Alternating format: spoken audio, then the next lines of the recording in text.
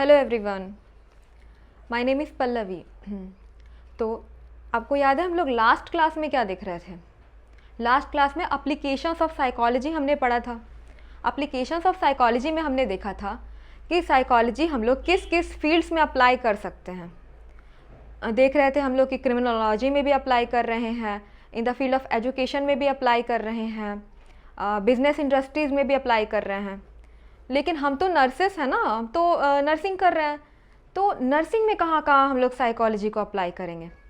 तो आज हम लोग वही देखेंगे, रेलिवेंस टू नर्सिंग, मतलब नर्सिंग में साइकोलॉजी को कैसे हम लोग यूज़ कर रहे हैं, कहाँ अप्लाई कर रहे हैं।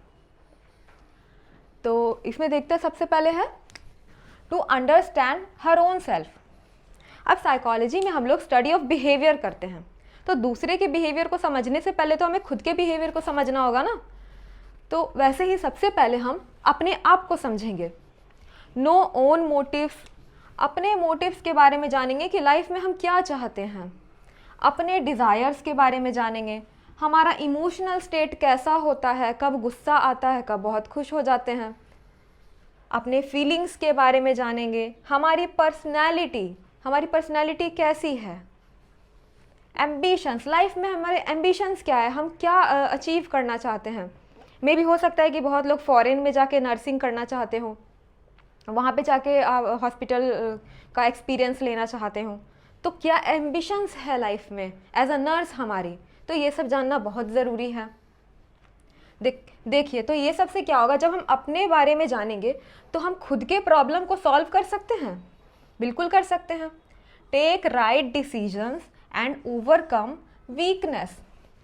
हम अपने लाइफ में बहुत सारे डिसीजंस लेते हैं, तो जब अपने फीलिंग्स, अपने इमोशंस के बारे में पता होगा तो हम सही डिसीजंस ले पाएंगे, सही डिसीजन ले पाएंगे, और जो भी हमारी वीकनेसेस है उससे हम ओवरकम होंगे।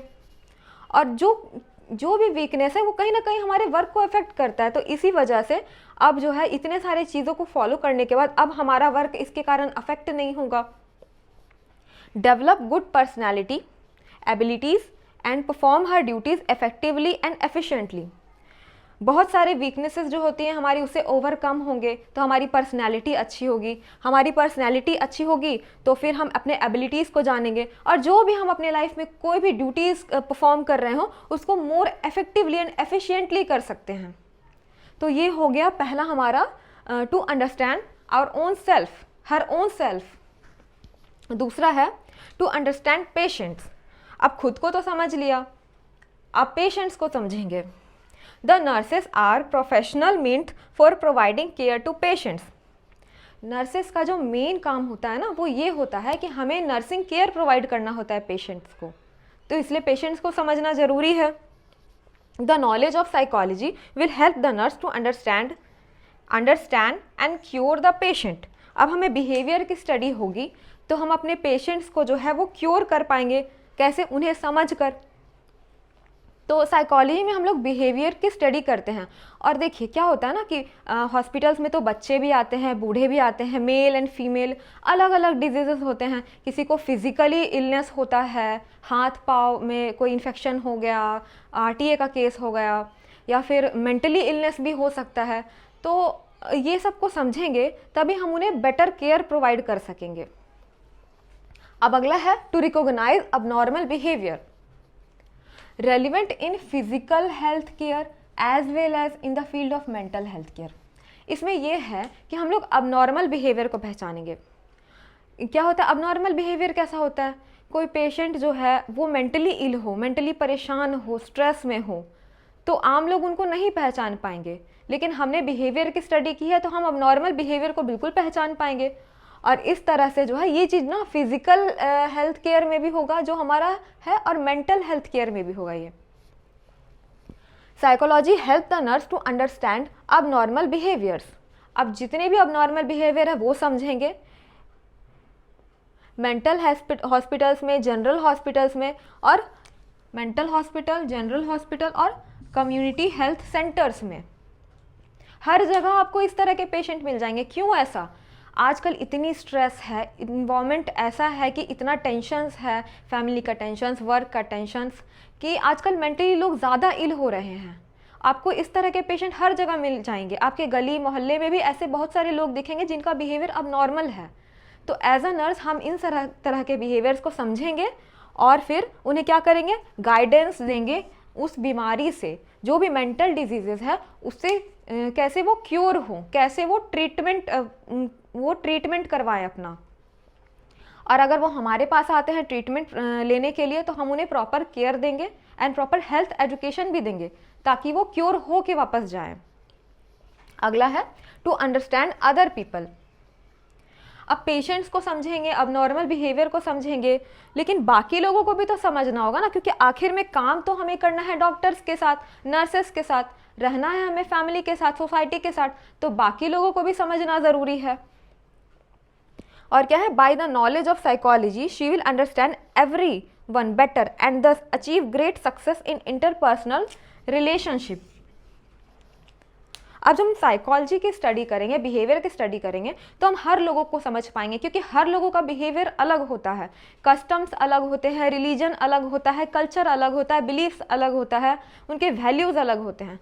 जब ऐसी सोसाइटी है जहाँ पे हर तरह के लोग पाए जाते हैं, तो उनके साथ एक अच्छा इंटरपर्सनल रिलेशनशिप बनाने के लिए उनको समझना होगा। तो ये सब हम साइकोलॉजी की स्टडी करके उन्हें समझ पाएंगे और इस तरह से उनके साथ एक अच्छा रिलेशन, एक अच्छा बॉन्डिंग बन पाएगा, और इस वजह से क्या होगा ना कि हम अपनी लाइफ में भी सक्सेस पाएंगे और अपना वर्क भी अच्छे से कर पाएंगे।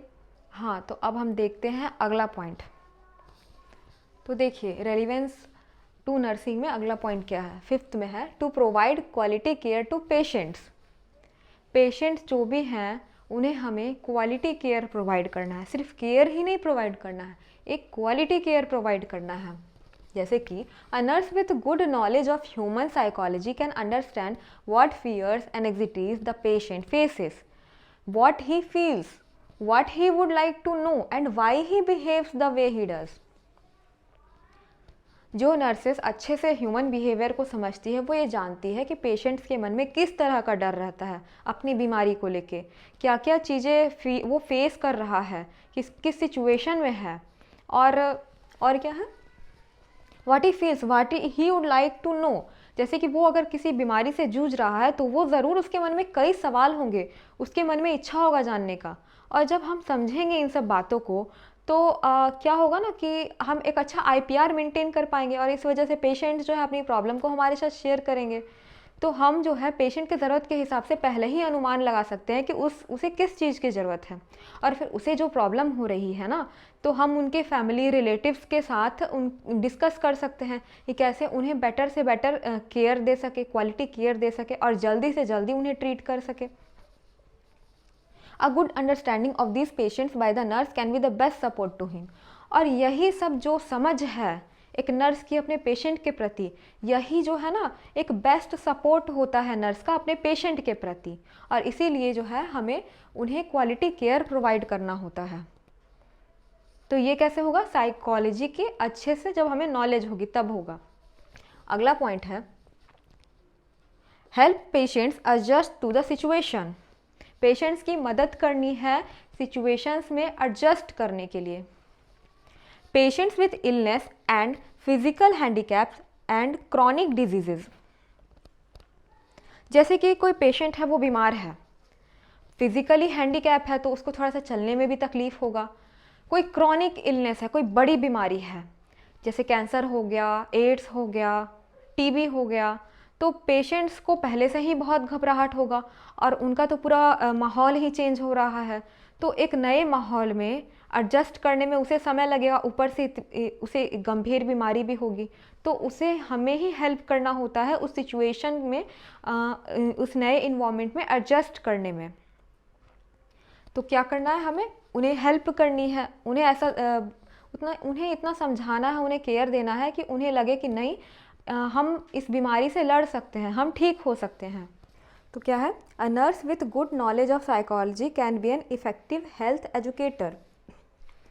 तो अगर एक नर्स को अच्छा नॉलेज होगा साइकोलॉजी का, ह्यूमन बिहेवियर का, और भी अदर नॉलेजेस होंगी जैसे कि न्यूट्रिशन का, डाइट का, क्या डाइट लेना है, कैसे अपना हेल्थ को ठीक करने के लिए कुछ कैसे बदलाव लाने हैं आम जीवन में, तो उसको ये सब साइकोलॉजी के साथ साथ अब बाकी चीज़ों का भी नॉलेज होगा तो वो एक इफ़ेक्टिव हेल्थ एजुकेटर हो सकती है।